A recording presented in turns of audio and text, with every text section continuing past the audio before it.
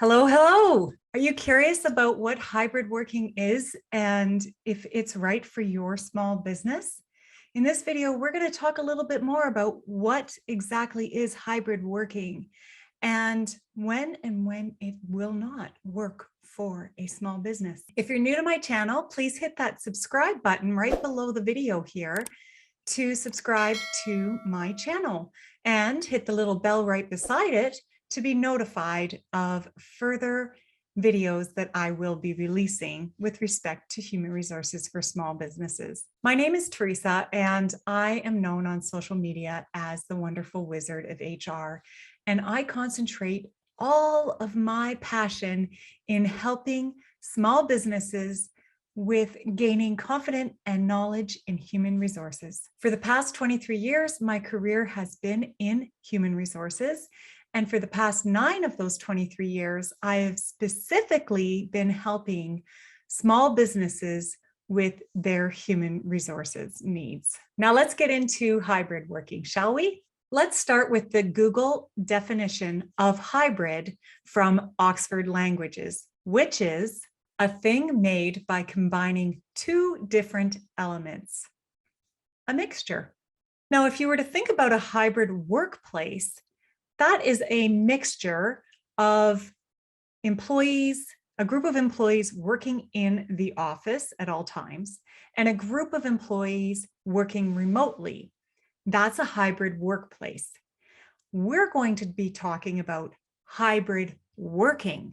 That to me is a buzzword that recently has transpired during this pandemic. The more common term to hybrid working that you might be more familiar with is flexible working or flexible work arrangements.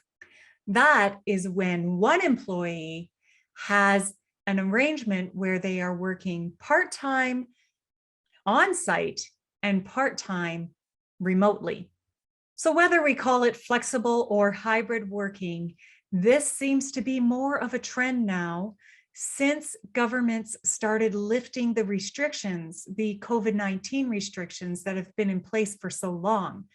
Employees who have left the office to work in a remote setting are kind of enjoying that remote setting, but employers need those employees to come back into the office.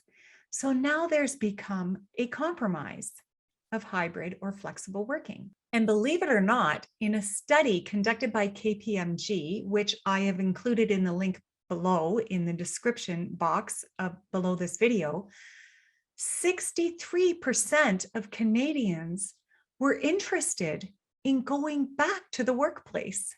What their biggest concern has been is that when they return, the safety protocols aren't enough to protect them from contracting COVID-19, whether it be at the office or in transit to the office. And although they like the idea of coming back to the workplace, 77% of those surveyed said that they would prefer a hybrid working model.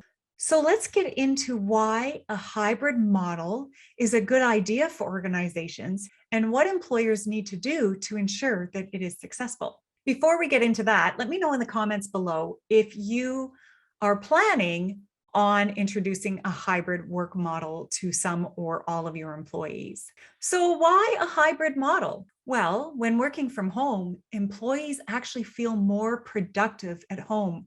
There are a lot less distractions, like people knocking on the door, impromptu meetings, phone calls. There's a lot more going on in an office environment than when you are at home. Also, the obvious: commuting, parking, daycare costs, pet care costs, all of those things can add up. So working from home is obviously a lot more desirable to employees. On the flip side, when working on site, employees get that social interaction that most people crave. So being on site gives them that feeling of togetherness and meeting the social needs. And when you're on site, teamwork works better when you're in person. You can have a screen full of people and kind of get that team environment. But when you're physically together as a team, it just works a little bit more cohesively than when you are remote. Now you need to decide, is hybrid something that will work for you? So first of all, most importantly, see if the hybrid situation will even work for your organization. Can you even make it happen? Next, what you'll want to do is you'll want to survey your workforce to see if it's even something that they want. I definitely wouldn't make assumptions on this, and I wouldn't go by surveys from KPMG. Your best way of getting that information is talking to your employees or surveying your employees, whichever way you want to do it. And then create a plan. Do some research on what could work and what wouldn't work, and then create a plan that will work for your organization. And of course, make sure that you have made your workplace safe for your employees and let them know the measures you have taken to make it safe. So what does that look like? Well, working with occupational health and safety to see what you can do and what you can implement, working with your lawyers to find out if there's any discrimination, if you try to mandate certain things, and having more than one thing implemented. So if people are willing to prove that they have vaccinations, then that can be one thing. If they are not willing to prove that they have a vaccination, then maybe you can promote testing, quick testing on a weekly basis. And you can also ask that any employees who have any symptoms that they do not come to the office and that they stay home.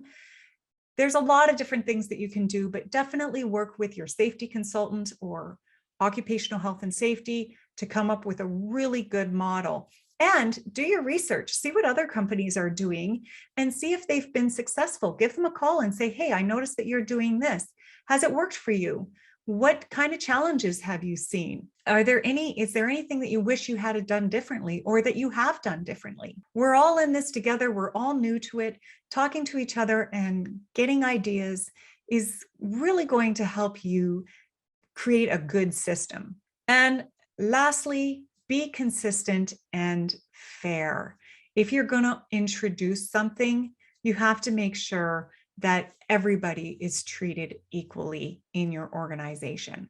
If you would like to create a solid HR system and have support from an HR professional, me, on an ongoing basis, and the idea of being able to bounce ideas off of an HR expert really resonates with you, then click on my calendar in the description below this video and book a call with me, and we'll see what we can do to help you.